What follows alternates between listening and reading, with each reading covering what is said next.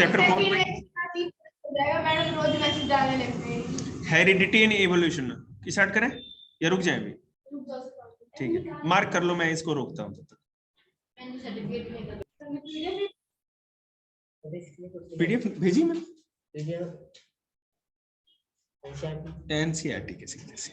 NCERT कौन पढ़ा? वो भेजो कुछ अभी फोटो ये नहीं जा सकता ना, ये जाएगा नहीं। आप ऑनलाइन अगर ज्वाइन कर, लिंक भेजो क्या? ठीक है, मैं भेजता हूँ।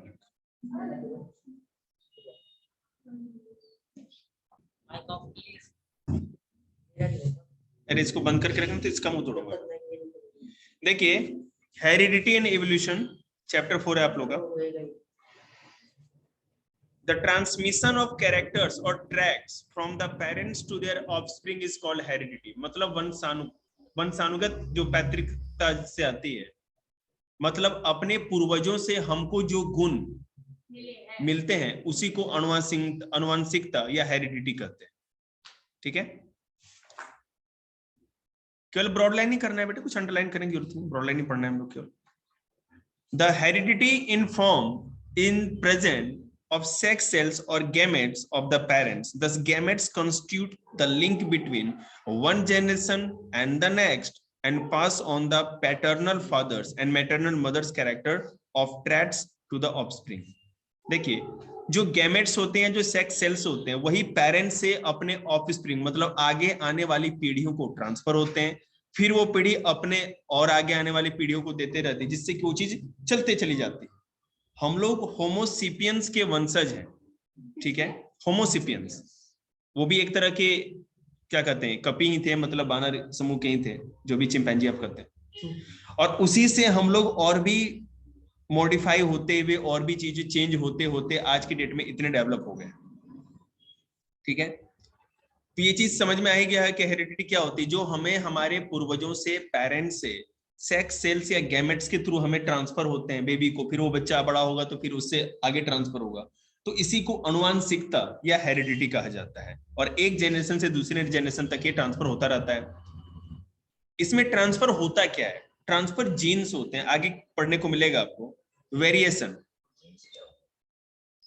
बताएंगे आपको, चिंता मत, इसमें सब कुछ जानना है आपको। वेरिएशन क्या होता है? The difference in the character among the individual of a species is called variation. Variation का मतलब क्या है? एक स्पीसीज या एक, ठीक है, एक स्पीसीज से दूसरे स्पीसीज को आप कुछ ना कुछ तरीकों से अलग करेंगे ना। जैसे मैं आपको बताता हूं, आप अगर चाइनीज लोगों को देखते हैं और ये नॉर्थ इंडियन या इंडिया के लोगों को देखते हैं, तो चीजों में चेंज आता है ना।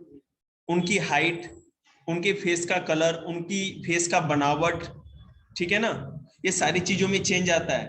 तो ये भी एक तरह से क्या है, यही है वेरिएशन। कैरेक्टर्स का वेरिएशन यही कर सकते हैं। कैरेक्टर्स एक आदमी के गुण मतलब स्वभाव के साथ साथ सबसे पहले जो दिखता है वो उसके रूप रंग में दिखता है, कद काठी में दिखता है। समझ में आ रही बात आपको? जो जितने भी यूरोपियंस होते हैं मोस्टली वो 6 फीट से ज्यादा के होते हैं। उनका कलर कैसा होता है आप लोगों को पता है, जो व्हाइट एकदम कलर के होते हैं। अमेरिकन जो नेटिव अमेरिकन है, जो अमेरिकन कॉन्टिनेंट पे पहले से ही थे, जब से अमेरिका बसा, वो किस कलर के थे? रेडिश कलर के, रेड इंडियन कहा जाता था। उनके फेस का कलर रेड होता था, रेडिश। समझ? हाँ हाँ, मोस्टली बेटा उनके जीन्स में होता है, उनके जो पूर्वज थे वो इस तरह से थे, तो उनका जो डेवलपमेंट हुआ उसी जीन्स को आगे ट्रांसफर करते चले गए। जैसे मैं आपको बताऊं कि अगर आपके मदर फादर किन्हीं की हाइट बहुत ज्यादा है, तो हो सकता है ज्यादा चांसेस है कि बेबी का, लड़का या लड़की का भी हाइट ज्यादा अच्छा होगा। किसी के पेरेंट्स की हाइट कम है तो हो सकता है कि जो बच्चे होंगे आगे तो उनकी हाइट भी कम होगी। मदर फादर के आईज का कलर, आइरिस का कलर, सॉरी आइज मतलब आप तो बड़े हैं समझ में आता है, आइरिस का कलर अगर ब्राउन है तो डिपेंड करता है कि बेबीज का कलर ही ब्राउन होगा। हिटलर चैप्टर 9th क्लास को पढ़ा रहा है, याद है? नॉर्डिक आर्यन, जर्मनी के जो नॉर्डिक आर्यन होते हैं उनके आईज का कलर ब्लू होता है। तो जर्मनी के मोस्टली उनका जो एक जो हेरिडिटी है ना, उनमें ब्लू कलर की आईज होती है उनकी, आइरिस। और जिनकी होती है उनका एक अलग से वो भी नाम भी होता है कुछ। आयुष भी ज्वाइन कर लिया भाई, आज तो पता नहीं क्यों। In the most of the people, the ear lobes is hanging and it is called free ear lobes. ये देख रहे हैं ना, ये जो कान, ये जो होता है जहां पे वो क्या कहते हैं इयरिंग पहनते हैं गर्ल्स, तो ये मोस्टली हैंगिंग होता है and it is a called free ear lobes. ये दो पिक्चर आपको दे रहा है। In some people however the ear lobes is closely attached to the side of the head and it is called attached ear lobes. तो देख रहे हैं ना, बिल्कुल ईयर लॉब, हाँ, ये जो होता है बिल्कुल एकदम चिपका होगा, ये माथे के साथ बिल्कुल चिपका हुआ है। दूसरी लेडी का देख रहे हैं ना, और एक क्या है जैसे हम लोग की तरफ, हमारे इंडिया में चाहे और जगह, वो लटकता रहता है ये इस तरह से। तो इसमें भी देख रहे हैं कैरेक्टर्स का ही चेंज है कि नहीं, ये भी हेरिडिटी ही है, अनुवांशिकता के कारण होता है। ये पेरेंट्स टू बेबी ये ट्रांसफर होता रहता है जी। मेरी मम्मी भी लंबी थी, पापा भी, लेकिन मेरी हाइट इतनी नहीं है, तो हो सकता है कि मेरी नहीं तो भाई की हो। तो बेटे अभी आप लोग का ग्रोइंग एज नहीं, अभी और भी बढ़ेंगे, आप लोग की हाइट और भी बढ़ेगी, लेकिन हाँ बिल्कुल हो सकता है और नहीं भी हो सकता। मैंने बोला इट मे बी पॉसिबल वो लंबा हो या हाइट हो जाए, वो कलर वो हो जाए, वो फेस का, जैसे आपकी या आपके भाई की फेस मम्मी पापा से किसी न किसी से मिलती जुलती होगी, तो वो फेस का जो एक मिलना होता है वो भी ये सब हेरिडिटी के कारण होता है। सर हो भी सकता नहीं भी, हाँ लेकिन ज्यादा चांसेस है होने की, अधिकतर फेस तो होता ही है, फेस का जो बनावट होता है आपके पेरेंट्स से मिलता जुलता ही होगा। हाँ हम शकल नहीं, आपकी फेस आपकी मम्मी से शायद मिलती है या पापा से मिलती होगी। मेरा फेस है ना मेरी मम्मी से मिलता था, तो उसी तरह से फेस मिलता रहता है।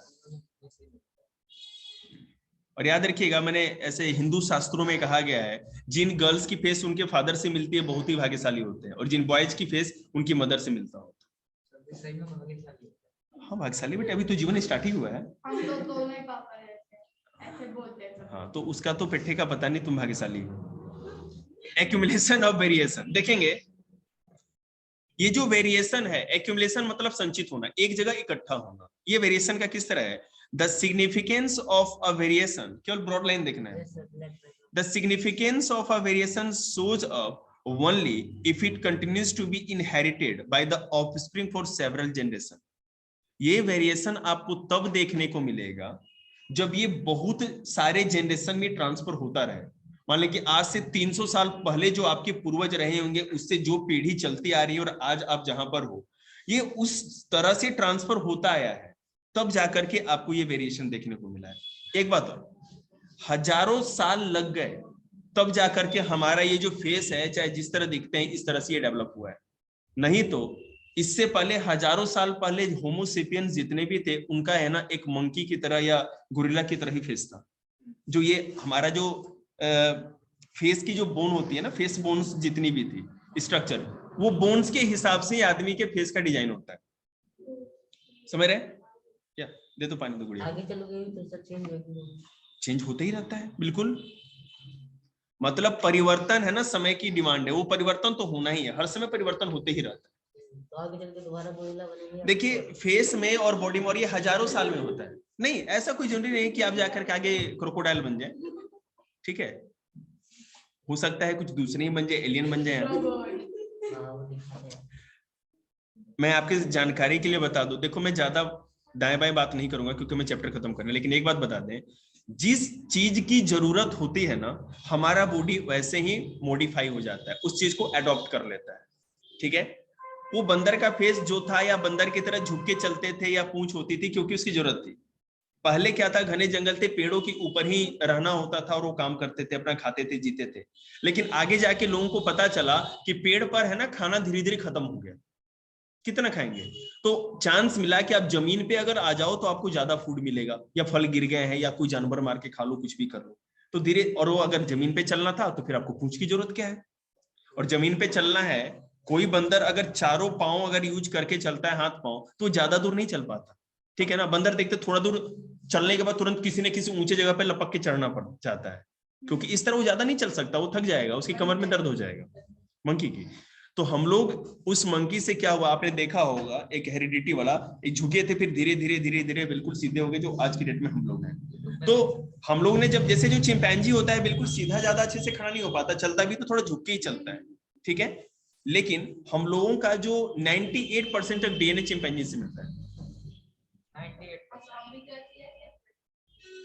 कुछ लोग, अब आप अपना बताओ, मैं तो सीधे ही रहती हूँ। ठीक है। द ग्रेट एडवांटेज, अब इस वेरिएशन में जैसे मैं कह रहा हूं कि एक आदमी में या एक स्पीसीज में जो कैरेक्टर होता है दूसरे में अलग होता है, कुछ गुण होते हैं, तो इसका क्या, आखिर इसका क्या फायदा है? The great advantage of variation to a species is that it increases the chances of its survival in the changing environment. मैंने बताया ना कि जिस हिसाब से एनवायरनमेंट चेंज होता रहता है उस हिसाब से अगर आपके अंदर कुछ चेंज ना आए, आपके कैरेक्टर्स में चेंज ना आए, बेटे कल दे देना तो सुन ले, बड़ा इंटरेस्टिंग चैप्टर है। हाँ तो सुन ले फिर, ठीक है ना। जो भी एनवायरनमेंट में चेंज आएगा, अगर उस चेंज के हिसाब से आपके बॉडी में चेंज नहीं आएगा तो दिक्कत क्या होगी पता है? आप सरवाइव नहीं कर पाओगे, ठीक है। इंसान ने अपने आप को सबसे अधिक एडॉप्ट किया, परिस्थितियों के हिसाब से हम लोगों ने बहुत जल्दी एडॉप्ट करना सीखा, क्योंकि हम लोगों के पास सबसे शक्तिशाली चीज थी एनालिटिकल ब्रेन, विश्लेषणात्मक मस्तिष्क। चीज जो जानवर होता है, मैं बता रहा हूं, जानवर जो होता है बस उसको ये पता है ये करना है ये नहीं करना है, और हम लोगों को ये पता होता है, एनालिटिकल ब्रेन का मतलब है ये करेंगे तो क्या होगा और ये नहीं करेंगे तो क्या होगा। उसके पीछे का जो सोचने का ताकत है वो केवल इंसानों को मिला है। इसीलिए हम लोगों ने सबके ऊपर, सबको कॉन्कर कर लिया, सबसे ऊपर हम ही लोग, सबसे बड़े जानवर हम ही लोग। इसलिए आप समझ लीजिए दिमाग सबसे शक्तिशाली चीज होता है, उससे ऊपर कुछ भी नहीं। आगे देखते हैं। तो वेरिएशन का क्या फायदा है? वेरिएशन इसलिए जरूरी है कैरेक्टर्स में, गुणों में जो ये अलग अलग परिवर्तन है वो इसलिए जरूरी है क्योंकि अगर वो नहीं रहेगा तो पर्यावरण में या एनवायरनमेंट में जो चेंज आएगा उस हिसाब से हम लोग सरवाइव करने के लायक अपने आप को एडॉप्ट नहीं कर पाएंगे, नहीं बदल पाएंगे। क्रोमोसोम, बेटे ये लंबी छलांग हो गई क्या? वन से, हाँ ठीक चल। Chromosome is a thread like structure. आपने क्रोमोसोम के बारे में, मैंने 9th क्लास में बच्चों को पढ़ाया। क्रोमोसोम जो होता है एक धागे के जैसी संरचना होती है, ठीक है। In the nucleus of a cell, हमारे न्यूक्लियस में हमारा सेल होगा, सेल के सेंटर में एक न्यूक्लियस होगा, उस न्यूक्लियस के अंदर क्रोमोसोम होता है, ठीक है। Of the cell formed of DNA which carries the genes. Chromosome is a thread like structure in the nucleus of a cell formed of DNA which carries the genes। देखिए chromosome एक thread like structure होता है, हमारे nucleus में होता है, और nucleus में कहां होता है? न्यूक्लियस में वहां होता है जहां डीएनए होती है। हर सेल के अंदर, न्यूक्लियस के अंदर डीएनए होता है, और डीएनए अपने अंदर क्या रखता है? जीन्स रखता है। डीएनए के अंदर जीन होता है, ठीक है। अब डीएनए का फुल फॉर्म क्या होता है? डी न्यूक्लियो राइबो, क्या था यार मैं भूल गया, deoxy ribo nucleic acid, deoxy ribo nucleic acid, DNA का जी। सर हाँ एक बात बताओ, बोलिए। हमारे बॉडी में बहुत सारे सेल होते हैं, हाँ और उसके अंदर बहुत सारे, मतलब उसके अंदर सेल के अंदर न्यूक्लियस होगा, हाँ और उसके अंदर डीएनए होता है, बिल्कुल, और डीएनए के अंदर जीन होता है, ठीक है। अब क्लियर होगा, देखो ना, देखिए। तो सर इनका पता कैसे चला इतने सारे सेल्स और ये देखे भी नहीं जा सकते? सारे साइंटिस्ट लोगों ने पता, एक एक चीज को क्या कहते हैं, एक्सप्लोर किया गया है, इन्वेंट किया गया है, सब साइंटिस्ट का नाम है। सूक्ष्मदर्शी से देखते हैं। तो लोग मारे होंगे या फिर जो मरे हुए उन पे उनकी बॉडी? सेल्स के अंदर देख सकते हैं, मारने की जरूरत क्या है? आपके सेल्स, आपका एक, अगर हम नाखून तोड़ के ले लें उसके डीएनए सैंपल में देख सकते हैं क्या? पढ़ा नहीं था एक कॉर्क लेके उसमें चेक किया था। A gene is a unit of DNA। अब देखो जीन होता क्या है, अब मेरी बात सुनो ना बेटा, सब कुछ क्लियर होगा। A gene is a unit of DNA of a chromosome which governs the synthesis of one protein that control a specific characteristics of an organism। कहने का मतलब क्या होता है, हमारे सेल के न्यूक्लियस में जो क्रोमोसोम होता है ना, क्रोमोसोम के साथ डीएनए चिपका होता है। क्रोमोसोम एक धागे जैसी संरचना होती है जो न्यूक्लियस में होती है। जीन्स में डीएनए होता है? मेरी बात सुनो, नहीं नहीं नहीं नहीं नहीं, फिर से सुनो। हमारा जो बॉडी का जो भी आप एक सेल ले लो, ठीक है, उस सेल के न्यूक्लियस में क्रोमोसोम होगा धागे के जैसा। जो डीएनए होता है ना, उस क्रोमोसोम के ऊपर होता है चिपका हुआ, मतलब क्रोमोसोम बड़ा है, क्रोमोसोम के ऊपर डीएनए है, और डीएनए के अंदर जीन है। हर जीन एक अलग अलग कैरेक्टर को दिखाता है। जीन्स के अंदर क्या होता है, डीएनए आप समझ गए, डीएनए के अंदर बहुत सारे जीन्स होंगे और हर जीन्स या हमारा पूरा डीएनए प्रोटीन का बना होता है। मैं आपको समझा दूं, जैसे मान लीजिए कि डीएनए इंजीनियरिंग करके किसी भी इंसान को हो सकता है कि ज्यादा उम्र वाला बना दिया जाए, जल्दी बाल सफेद होते हैं या बाल एक उम्र पे सफेद होंगे या झुर्रियां पड़ जाती है, ठीक है। झुर्रियां पड़ना मतलब पता है क्यों होता है, स्किन डेड होते जाती है और फिर वो स्किन डेड होने के बाद रिप्लेस नहीं कर पाती हमारी बॉडी, ठीक है ना, रिप्लेस नहीं कर पाती, मतलब नया सेल बहुत धीरे धीरे बना पाती। किससे? हाँ, सोचते हैं हम भी 50 के बाद होता होगा बेटा। स्किन के लिए सबसे अच्छा होता है ना, स्किन के लिए विटामिन ए बहुत अच्छा होता है, आप गाजर का जूस पी सकते हैं, चाहे और भी चीजें हैं, विटामिन सी बहुत अच्छा स्किन के लिए होता है, तो वो स्किन हेल्दी रहती है। लेकिन बुढ़ापा कौन रोक सकता है, वो तो आना ही है। हाँ, मेरा जल्द आएगा और मेरा जब तक आएगा तब तक हो सकता है आप लोग बूढ़े होने से पहले निकल ले, धरती ही पलट जाए। देखिए बेटा, ध्यान देंगे यहाँ पे, तो फिर से सुन लो, हमारे सेल के अंदर न्यूक्लियस होता है, उस न्यूक्लियस में धागे के जैसे क्रोमोसोम्स होते हैं, उस क्रोमोसोम के ऊपर डीएनए चिपका होता है। ये पूरा का पूरा डीएनए प्रोटीन का बना होता है और डीएनए में जीन्स होता है, वो भी प्रोटीन का बना होता है। और जो प्रोटीन का जो होते हैं, अलग अलग टाइप के प्रोटीन्स होते हैं जीन्स में, अलग अलग प्रोटीन। एक सेकेंड, अलग हमारे जीन्स में जितने भी अलग टाइप के प्रोटीन्स होते हैं, हर प्रोटीन अलग अलग कैरेक्टर के लिए रिस्पॉन्सिबल होता है, ठीक है। आप चलने का तरीका आपका क्या होगा, बोलने का तरीका क्या होगा, ठीक है, आपकी मेंटलिटी, सोचने का तरीका क्या होगा। बहुत बच्चे हैं ना अपने पेरेंट्स की तरह ही चलते हैं, उनके बोलने का तरीका भी पेरेंट्स की तरह होता है, सोचने का, ये बहुत सारा, ये सब कुछ जीन पे डिसाइड होता है। आपका फेस, ठीक है, हमारा जो फेस है, आपका जो फेस है, आपके आइरिस का कलर, ये सब कुछ है ना, हमारे डीएनए मतलब जीन पे डिपेंड करता है। अभी बात बोलिए। एक सेल में एक क्या होता है? एक सेल में न्यूक्लियस होता है, न्यूक्लियस में क्रोमोसोम होता है, 23 एक सेकंड, डीएनए लगा होता है, डीएनए में जीन्स होते हैं और जीन्स जो प्रोटीन का बना होता है। तो जीन्स बहुत टाइप के होते हैं, उस एक में बहुत बिल्कुल बहुत टाइप के होते हैं, जी जी जी, एक डीएनए में बहुत टाइप के प्रोटीन होते हैं, ठीक है ना। और वो अलग अलग टाइप के जो जीन्स, मैंने कि मैं कहूं कि एक डीएनए में बहुत टाइप का जीन्स होगा, और हर जीन, एक जीन अगर आप लोगे, वो अलग अलग टाइप के प्रोटीन का बना होता है। आपके अंदर जो गुण है अलग अलग तरह का, ये जो वेरिएशन मैंने बताया, ये उन प्रोटीन के ऊपर डिपेंड करता है। डीएनए इंजीनियरिंग इसी का नाम है। वो क्या करते हैं साइंटिस्ट, उस प्रोटीन को निकाल के पता करते हैं। जैसे मैंने अभी वैक्सीनेशन में भी 9th क्लास को बताया कि उस डीएनए वैक्सीन अगर बनाना हो तो डीएनए लेंगे वायरस का, और उसके जीन को देखेंगे और उसका ये प्रोटीन निकाल के देखेंगे प्रोटीन किस चीज के लिए रिस्पॉन्सिबल है, ठीक है ना। अगर उनको लगता है ये प्रोटीन ही इनको मल्टीप्लाई करने की ताकत ज्यादा देता है, उस प्रोटीन को हटाया, डीएनए काम खत्म हो गया उस वायरस का। समझ रहे हैं आपको? अरे बेटे, हम तो ये ना 5वीं क्लास को भी वैक्सीनेशन करा दिए हैं। कल सामने बच्चा देखते हैं, वो पढ़ना चाहता है कि नहीं, फिर तो हम नहीं रुकने वाले।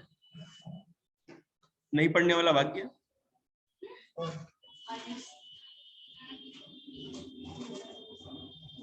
चलिए देखिए, नहीं किसी ने ज्वाइन नहीं किया, आपने कर दिया क्या? तो 3 बच्चे कौन कौन है? आपने नहीं किया है? अच्छा चलो ठीक है, देखो आगे बात करते हैं। Gene are actually unit of heredity which transfer characteristics from parent to their offspring during reproduction। जो रिप्रोडक्शन के दौरान, मेरी बात ध्यान से सुनिए, बिल्कुल एक्टिविटी मत करिए। रिप्रोडक्शन के दौरान क्या होता है, जैसे मान लीजिए हम लोग अपनी मदर के ओम में होते हैं, गर्भ में होते हैं, तो उसी दौरान हमारे अंदर ये सारा चीज ट्रांसफॉर्म हो गया है। हम लोग जब जन्म लेंगे तो हमारा जन्म लेने के बाद हमें कुछ नहीं मिलना, जन्म से पहले ही सब कुछ मिल चुका है पेरेंट्स से, और उसी दौरान हमारा क्या फेस होगा, कैसे सोचेंगे, सब कुछ धीरे धीरे वो सारी चीज डेवलप होती रहती है, ठीक है। तो ड्यूरिंग रिप्रोडक्शन हमको अपने पेरेंट्स से ये जीन ट्रांसफर हो जाते हैं, और वही जीन हमारे शरीर में जब तक जिंदा रहेंगे रहेगा, ठीक है। ऐसा भी कुछ होता है, अगर फादर के जीन ज्यादा है तो वो बच्चे में जाएंगे, या फिर मदर के ज्यादा तो वो जाएंगे? नहीं, ऐसा कुछ नहीं होता। देखिए मैं आपको ये समझा दूं कि पैटर्नल और मैटरनल, आपकी मम्मी का जो जीन है वो मामा घर के तरफ से, और पापा का आपके पापा के घर के तरफ से, दादा दादी इस तरह से है। तो यहाँ पे ये वेरिएशन काम आता है, ज्यादा कम नहीं होता। जो आपका जो जन्म होगा या मेरा जन्म हुआ है, किसी भी धरती पे इंसान का जन्म हुआ, वो 2 क्रोमोसोम के कारण हुआ, मतलब एक एक्स और एक वाई, नहीं तो एक्स एक्स। जो मेल होते हैं उनमें 2 पेयर्स ऑफ क्रोमोसोम होते हैं, एक्स और वाई, और गर्ल्स में दोनों एक्स एक्स होता है, वुमेन में। तो अगर पेरेंट से मान लो कि फादर से अगर एक्स मिल गया, मदर के पास केवल एक्स है, तो एक्स एक्स गर्ल हो गई, ठीक है। और अगर पेरेंट से वाई मिला और मदर से हमेशा एक्स मिलना है, तो एक्स और वाई हो गया तो बॉय होता है। इस तरह से जन्म होता है। 2 एक्स और वाई फैक्टर ही मतलब कि काम करते हैं। इसमें तो खैर आप लोग जानना चाहें तो पता नहीं कहां से कहां पहुंच जाएंगे, लेकिन हम तो उतना करेंगे नहीं। हेलो हेलो जी, किस क्लास के लिए बेटा? हाँ बेटा, वो जो चैप्टर भेजा था ना आपको मैंने, उसी चैप्टर को करना है आपको, जहां तक समझ में आए, ठीक है। हाँ, और दीदी को कह देना जो कंपेयरिंग क्वांटिटी वाला जो चैप्टर मैंने बताया था ना दीदी को, हाँ, तो वो मैंने ऐप बताया था, डाउनलोड कर लिया आप लोगों ने? हाँ, तो उसी से देख के दीदी कर लेगी जहां तक समझ में आएगा, ठीक है। ओके, चलिए ध्यान दीजिए। तुम्हें तो पता नहीं, हम तो मंगल ग्रह चले गए पढ़ा करके, मजा आ गया। The gene which decides the appearance of an organism even in the presence of an alternative gene is known as the dominant gene. याद रखिएगा, डोमिनेंट जीन क्या होता है? वो जीन जो ज्यादा दबदबा रखता है। बहुत सारे जीन मिलके आएंगे, लेकिन उस वही आगे आकर के दिखाएगा कि आपके अंदर एक गुण लेकर के आएगा, जो ज्यादा ताकतवर। अब जैसे नहीं, ऐसा नहीं होता, प्रोटीन सब में वैसा ही होगा, लेकिन कौन सा प्रोटीन ज्यादा मतलब समझ आपको मतलब शो ऑफ कर सकता है, दिखा सकता है। जैसे मैं और अच्छे से समझाऊंगा, फिर से सुनिएगा। Genes for controlling the same characteristic of an organism can be of 2 types. एक ही टाइप के ऑर्गेनिज्म में 2 टाइप के जीन्स होते हैं, सेम तरह के कैरेक्टरिस्टिक्स रखने वाले। एक ही तरह का अगर गुण आ रहा है जिस जीन के कारण, तो 2 तरह का टाइप का जीन होगा। एक होता है डोमिनेंट और दूसरा होता है रिसेसिव। 2 टाइप के जीन होते हैं। ये डोमिनेंट क्या, हम कहां चले गए भैया? आइडेंटिकल बाद में आएगा, रुको ना। डोमिनेंट जीन और कहां गया यार? हाँ, recessive gene. The gene which decide the appearance of an organism even in the presence of an alternative gene is known as a dominant gene. मेरे कहने का मतलब है, आपके पास दोनों तरह के, बहुत तरह के जीन है। डोमिनेंट जीन भी है, 2 तरह के जीन होंगे, लेकिन जो जीन सामने आता है या मतलब दिखाता है अपना कैरेक्टरिस्टिक या गुण दिखाता है, जैसे मैं आपको बताऊं, कोई पेरेंट के 2 बालक है, ठीक है, सामने है ना कटाहा कुत्ता आ गया और मम्मी सब्जी लेने गई है और पीछे लग गया तीनों के, ठीक है, तो 2 बालक एक मम्मी, मम्मी ने छोड़ देगा, तो कौन बच्चा पहले पत्थर उठा के कुत्ते को मार के भगाएगा? वही डोमिनेंट मतलब दबदबा, उसने अपनी ताकत दिखाई। समझ में आई बात? तो पापा के जो पापा को गया, उसकी मम्मी तो ऑलरेडी डरती है। हाँ, और जिसकी मम्मी पहले है ना, मम्मी ने एक बार ऐसे डांटे ना, कुत्ता क्या उस मैंने पूरा गली खत्म। ऐसे भी लोग होते हैं थोड़े Hitler type. Like my sister 83 kg, मेरा कुत्ता, आदमी बोल नहीं सकता, एक बार वो डांट दे किसी को तो। हाँ, वही कर रहे ना, लेडीज लोग होती हैं कुछ दबंग टाइप का। चलिए यहाँ देखिए ना भाई, कहां से कहां चले गए आप। सो डोमिनेंट जीन वो होता है कि 2 तरह के जीन होने पर भी वही अपना दबदबा दिखाता है। फिर से, it dominates the recessive gene for the same characteristics on the other chromosome of the pair. The gene which can decide the appearance of an organism only in the presence of another identical gene is called repressive gene. Recessive gene मतलब वो identical gene होगा, मतलब ये दिखाएगा कि वो gene है आपके बॉडी में। जैसे मैं आपको बता रहा हूं, आपके बॉडी के अंदर 2 जीन है। एक जीन है मदर से और एक फादर से मिला है, आपका फेस फादर से मिल रहा है, मेरी बात समझ लीजिए। अगर आपका फेस फादर से मिल रहा है तो मदर का जीन यहाँ रिसेसिव जीन हो गया, क्योंकि वो है तो जरूर आपके पास, लेकिन वो प्रभाव नहीं दिखा रहा, क्योंकि अगर मदर का अगर ज्यादा प्रभावशाली होता तो फेस मदर जैसा हो जाता। तो डोमिनेंट जीन, जैसे मान लीजिए एक जीन है रिस्पॉन्सिबिलिटी उसकी ये है कि वो आपके फेस का स्ट्रक्चर क्रिएट करता है, उसके ये गुण है। आपको पेरेंट्स से मतलब फादर से भी जीन मिला, मदर से भी मिला। अगर आपका फेस अगर आपके फादर से मिलता है, इट मींस वहां डोमिनेंट जीन कौन हो गया? जो फादर से आया। डोमिनेंट जीन फादर से मिलता है और रिसेसिव जीन फिर क्यों मिलेगा फादर से? आपका फेस किससे मिलता है?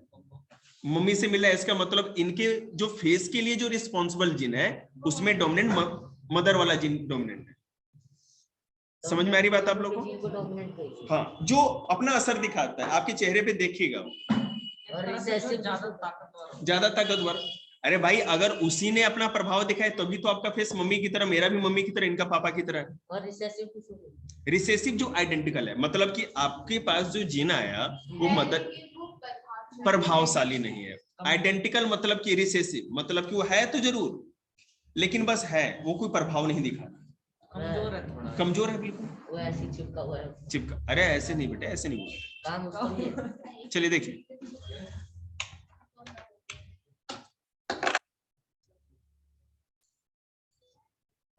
मैंने सैल्यूट है उन वैज्ञानिकों को ना, पता नहीं कितना रिसर्च करके, कितनी जिंदगी लगा के, सैकड़ों साल लगा के कहां रिसर्च करके पहुंचे। और हम लोग यहाँ मैथ में है ना, 40 में से 39 में चाला पाड़ देंगे, कंझावला जला देंगे, है ना, जोश आ जाता है बच्चों में। हाँ, चाला पाड़ दिया, यही डायलॉग मैंने सीखा। देखिएगा, a single recessive gene cannot decide the appearance of an organism.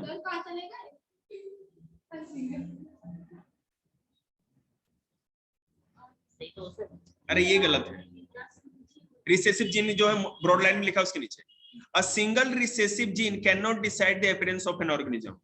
जब भी कोई जीन होगा अगर रिसेसिव भी है, ठीक है, तो अगर उसके साथ साथ कोई आइडेंटिकल जीन है ना, या डोमिनेंट जीन, तभी उसका कोई अपना वजूद है। कोई सिंगल जीन कभी नहीं हो सकता किसी के अंदर, उसका कोई वो अपीयरेंस ही नहीं दिखाएगा।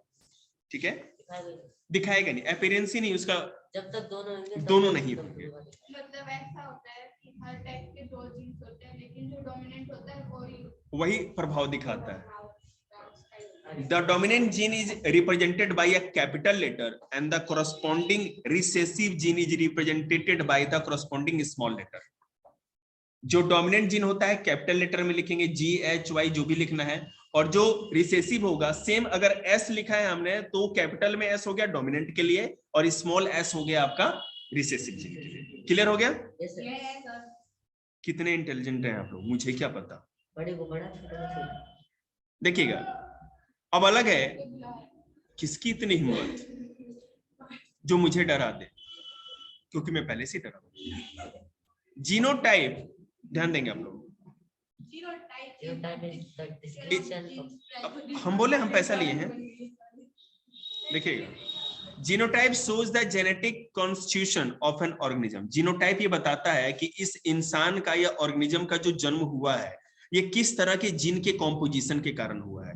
In simple word, genotype is the description of genes present in an organism. Genotype ये बताता है कि कोई, अगर आप इंसान हो, हम हैं, आप हैं, या कोई इंसान है, तो ये इसके अंदर किस किस टाइप के जीन्स है। अगर उसके सारे जीन्स को पहचान लिया गया, आइडेंटिफाई कर लिया गया है, तो उसी को जीनोटाइप करते हैं। मतलब कितने तरह के जीन हैं किसी के अंदर, उसी को जीनोटाइप करते हैं। Genotype is always a pair of letter such as TT, T small T और स्मॉल टी जो भी होगा। ठीक है, thus the genotype of a tall plant could be TT or TT, whereas that a dwarf plant is small TT. मेरी बात सुनिए, अगर हाइट की बात करें हम लोग, तो हाइट तो मतलब कि एक अच्छी कैरेक्टरिस्टिक्स है। कोई लोग बहुत अधिक लंबे हैं तो उनमें जो जीन होगा, अगर हम आइडेंटिफाई करते हैं कि वाई टाइप ऑफ जीन, हमने अल्फाबेट का लेटर दिया वाई, कि उसके कारण इस जीन के रिस्पॉन्सिबल है किसी भी इंसान की हाइट के लिए। तो जो ज्यादा अच्छे हाइट का है, ठीक है, तो उसमें क्या होगा, वाई वाई होगा। जीनोटाइप की बात कर रहे हैं, मतलब कि कैपिटल लेटर का दोनों वाई होगा। अगर कुछ मिडिल साइज का है, मतलब ना ज्यादा लंबा ना ज्यादा छोटा, तो एक बिग होगा, माने कि बिग लेटर, और एक स्मॉल। और जो मतलब कि बेटे बस अब उठता है और बैठ ही जाता है, डबल स्मॉल वाई। बड़े वाले को फिनोटाइप कहेंगे, जो सबसे छोटा उसे ड्वार्फ। फिनोटाइप। फिनोटाइप, फिनोटाइप, बिल्कुल। The characteristics which is visible in an organism is called its phenotype. ठीक है बेटे, कॉल कर दे मम्मी को, अभी सुनोगी? हाँ लो।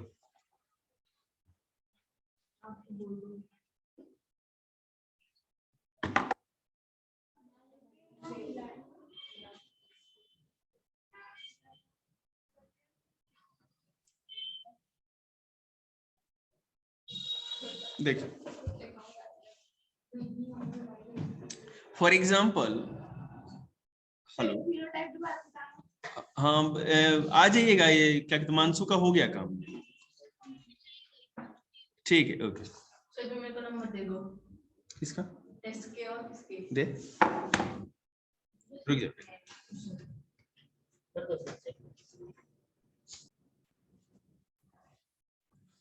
फिर से देखिएगा, द कैरेक्टरिस्टिक ऑफ ट्रेट और trait which is visible in an organism is called an phenotype. For example, being tall or dwarf are phenotype of a plant because this trait can be seen by us or they are visible to us. जो चीज हमें दिखती है किसी भी organism का, वो characteristic जो दिखता है, आपकी हाइट तो दिखेगी सामने से ना, आपका हेल्थ दिखेगा। जैसे मान लीजिए कुछ बच्चे हैं कितना भी खाएं हेल्दी नहीं होते, और कुछ बच्चे हैं ना हवा पी करके भी फूल जाते हैं, समझ रहे हैं? तो ये भी एक जेनेटिक चीजें होती है, जेनेटिकली भी कोई चीज में ओबेसिटी आ सकती है और जेनेटिकली भी किसी में ओबेसिटी नहीं आएगी। तो ये फिनोटाइप है। फिनोटाइप का मतलब ये हो गया कि हमें दिखेगा, विजिबल, वो कैरेक्टरिस्टिक्स या वो गुण किसी भी इंसान या ऑर्गेनिज्म का जो हम सामने से देख के पता लगा सकते हैं, वो फिनोटाइप है। कॉल आ रहा है बेटा?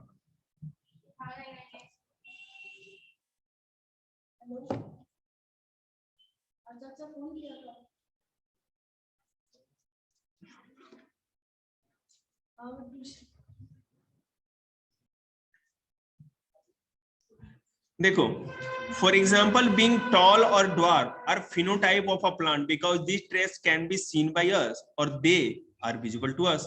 कोई भी प्लांट अगर बहुत लंबा है या बहुत बौना या ड्वार्फ है तो ये हम अपने आंखों से देख सकते हैं। It means it's a phenotype.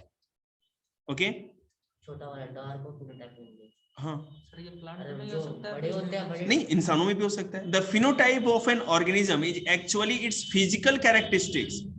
ठीक है ना, जो मानसिक रूप से नहीं होता, उसके ब्रेन को नहीं देख सकता और किसी चीज को नहीं, जो फिजिकल है, जिसको हम देख सकते हैं, टच कर सकते हैं, ऐसा चीज फिजिकल। किसी भी ऑर्गेनिज्म का जो फिजिकल कैरेक्टरिस्टिक या फिजिकल गुण होता है, भौतिक गुण जो होता है, बाहरी जो चीज होती दिखती है हमें, वो फिनोटाइप होता है। ठीक है, the phenotype of an organism is actually its physical characteristic which is determined by its genotype. For example, genotype TT or T small t result in a tall phenotype and the genotype small double t result in a dwarf phenotype. Clear है?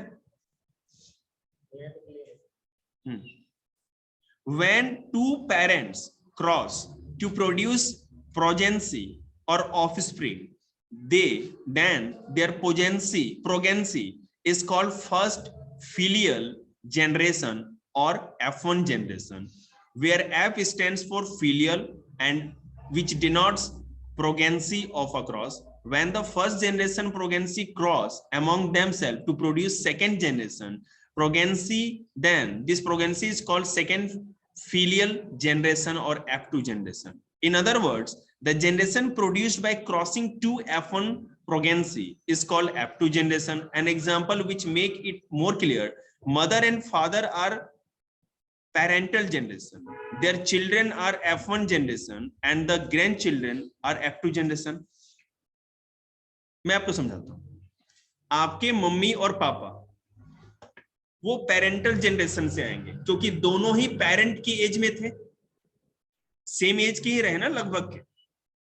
ठीक है, उसके बाद हमारे mother father से जो हमारा generation आया, आपके भाई बहन आप आए, जैसे हमारे मदर फादर से हमारे जितने भाई बहन आए, ये F1 जनरेशन हुआ। पेरेंट्स का जो चिल्ड्रन होगा वो F1 जनरेशन है। फिर अब हम लोगों के जो बालक होंगे, बच्चे होंगे, वो F2 जनरेशन। समझ में आ गया? मदर फादर से जो हम लोग का जन्म हुआ F1 जनरेशन, और हम लोगों से जो आगे जनरेशन आएगा वो F2 जनरेशन।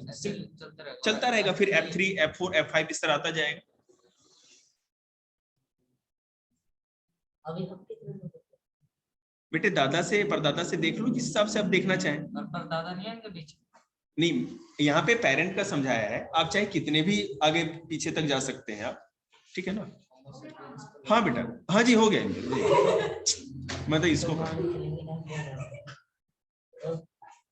ग्रोगर, देखिए, Gregor Mendel was the first scientist to make a synthetic study of pattern of inheritance which involved the transfer of characteristics from parent to progeny. Mendel का ये जो ग्रोजर मेंडल जो है, जॉर्जर मेंडल है ना, ग्रेगर मेंडल जो थे, इन्होंने सबसे पहले ये सिंथेटिक स्टडी करके दिखाई कि किस तरह से एक पेरेंट से उसके ऑफस्प्रिंग, मतलब आगे आने वाली जनरेशन में गुणों का या कैरेक्टर्स का ट्रांसफर होता है। समझ में आ रही बात आप लोग को? और ये जो आगे जो आने वाली जनरेशन है उसको प्रोगेंसी कहा गया। क्लियर है ना? इनको कैसे पता चला? मैं आपको फिर से बताता हूं। आपके पेरेंट या हमारे पेरेंट कि हम लोग प्रोगेंसी हुए, साइंटिफिक टर्म, ठीक है? प्रोगेंसी मतलब आपके मदर फादर के प्रोगेंसी, मतलब उनके रिप्रोडक्शन के बाद आप आए, हमारे मदर फादर के जो ने रिप्रोडक्शन किया तो फिर हम आए, मतलब एक नेक्स्ट जनरेशन को ही प्रोगेंसी कहा जाए। ठीक है, देखेंगे इन्होंने क्या किया। He did this by using different, अब चुप रहिए ना, हमें बोलने दीजिए। He did this by using different varieties of pea plant, Pisum sativum, मतलब कि जो मटर का प्लांट होता है उनके ऊपर इन्होंने रिसर्च किया।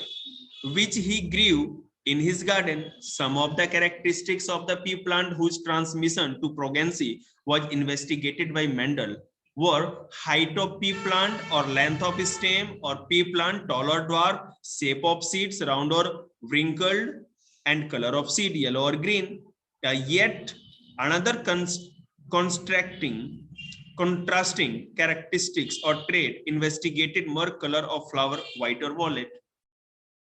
उन्होंने 2 मटर के प्लांट का बीज लिया, उसमें उन लोगों ने क्या कहते हैं कि एक साथ जर्मिनेट कराया, ठीक है, और अपने गार्डन में जब उगाया पौधों को तो देखा कि 2 जो प्लांट उगे, मटर के जो 2 पौधे उगे, उनमें हर चीज में क्या क्या चेंज है, उनकी स्टेम की लंबाई, बीज कैसा है, जो फूल आए वो किस कलर का है, इससे आपको देखा। और अब अगले 3 पेज मटर पे है।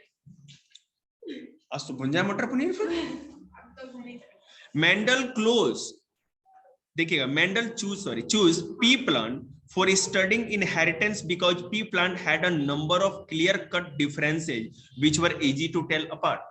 में डबल नहीं आएगा, हो जाता है, साइंस है, कोई ग्रामर की बुक है।